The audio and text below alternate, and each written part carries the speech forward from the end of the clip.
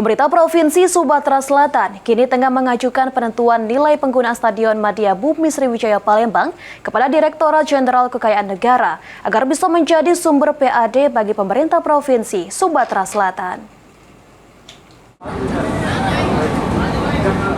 Dinas Pemuda dan Olahraga Provinsi Sumatera Selatan tengah mengajukan permohonan kepada DJKN untuk menentukan nilai penggunaan Stadion Madya Bumi Sriwijaya bagi pihak yang ingin mengelola ataupun memanfaatkan secara lebih luas.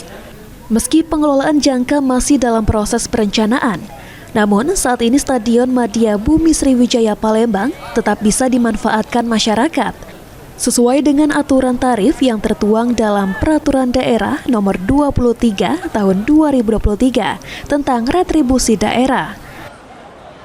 Kalaupun memang ada pihak lain yang ingin mengelola Stadion Bumi Sriwijaya ini, kita sudah mengajukan ke DJKN untuk menafsir.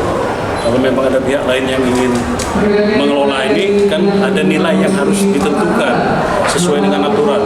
Nah, itu yang menentukan berapa nilai itu bukan kita. Itulah kita mengajukan ke DJKN.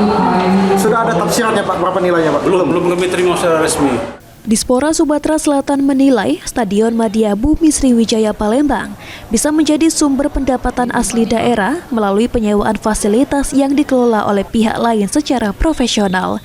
Ilham Wahyudi, PAL TV.